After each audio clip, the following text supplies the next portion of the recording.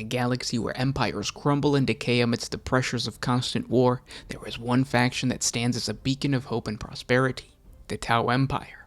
By applying the unifying philosophies of the greater good that teaches that all sentient beings should strive to ensure the greatest good for the greatest number of beings, the Tau Empire has been able to develop a society that prospers in the face of adversity.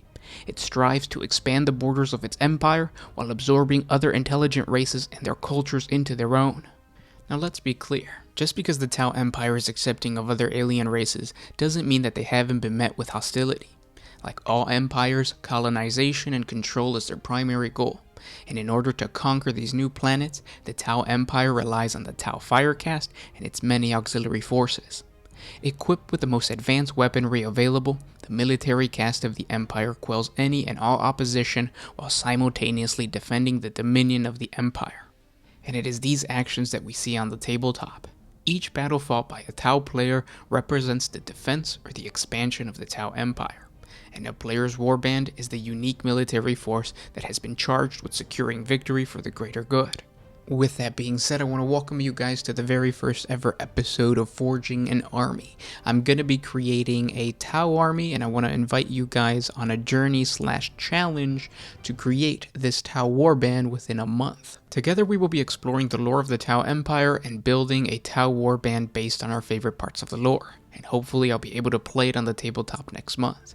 Now there's a lot of places to start, but the advice I got from everyone in the community is to start with a Tau starter set.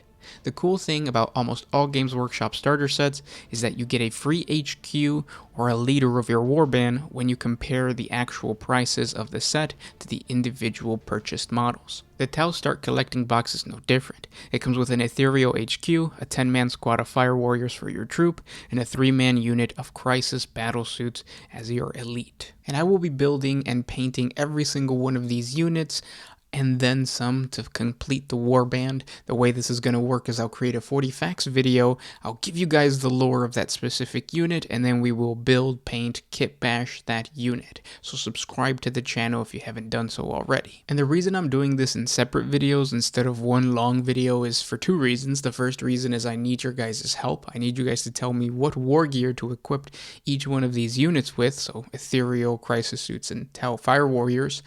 And then secondly, there's still some background that I'm working out. So like color scheme and the actual background to the Sept world, which we're about to get into, but I need your guys' input on that as well. So comment down below. You see, just like I said earlier, each warband is a representation of a small portion of the Tau military force. And just like the militaries of today's time, depending on the nation, the army will have its own unique look.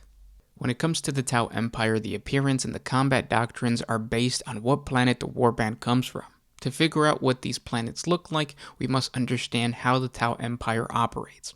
In the beginning, there was the home planet of Tau. From there, the empire spread to the surrounding areas, conquering the neighboring planets.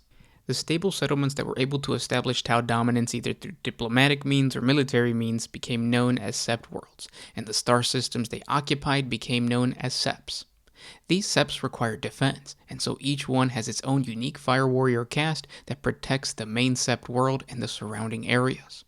Once the ruling class known as the ethereal caste was satisfied with the territories conquered, the expansionary period was declared over, and the rule was consolidated within the Tau Empire's new boundaries.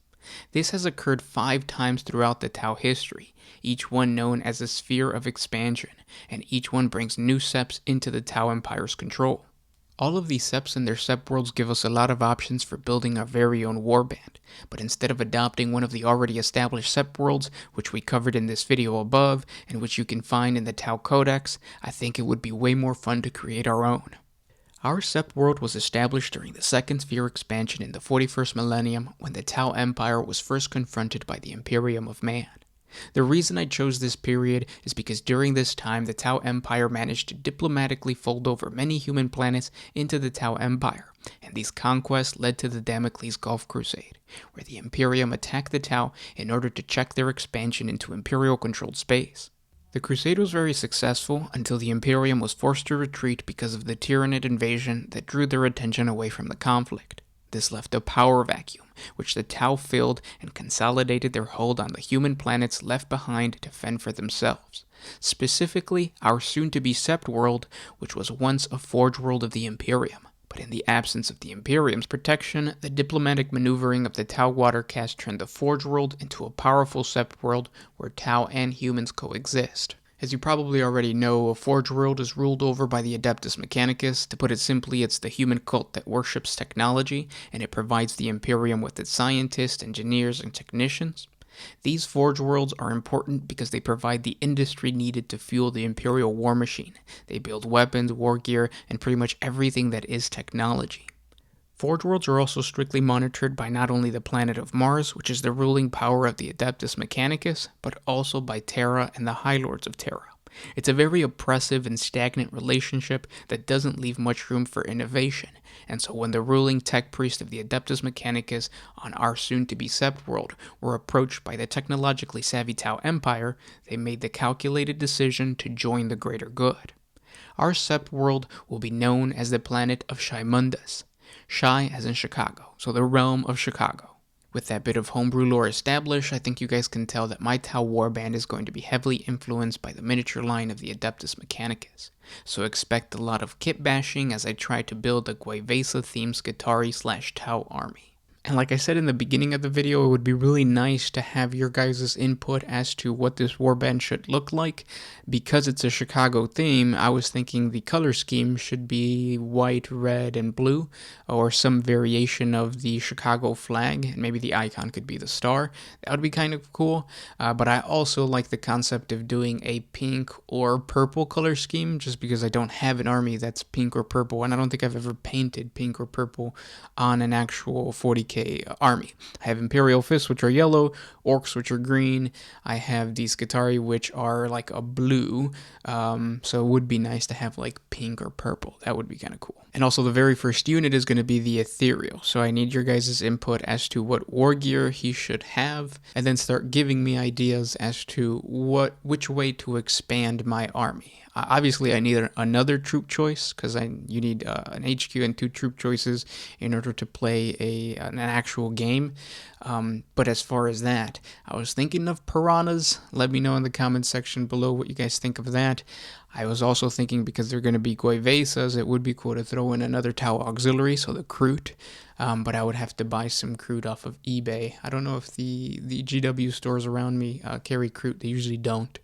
But yeah, comment down below, let me know what type of units to buy to complete this warband. I'm shooting for 50 power level, which is kind of high, but I think I could do it in a month. Well, half a month, because it's already, I think, the 15th or 14th. But yeah, I hope you guys enjoyed this video, and I hope it was entertaining, but more importantly, throughout the entire process, I really want to drive the message that you don't necessarily have to build a competitive list or a competitive warband in order to have fun. As a matter of fact, the tabletop portion is only a small portion of the grander hobby. A lot of our subscribers are going to be lore enthusiasts, so obviously that's going to show in these videos. But there's so many other elements to the hobby that I want to highlight, from kit bashing to painting and all that kind of stuff. And it's easy. So if you are a person who listens to our lore and is scared or doesn't want to get into the tabletop, I really recommend you do, just because it's a lot of fun. I hope you guys enjoyed. Subscribe to the channel, and I'll talk to you guys on the next one. This was Gershwin with One Mind Syndicate, signing out. Oh,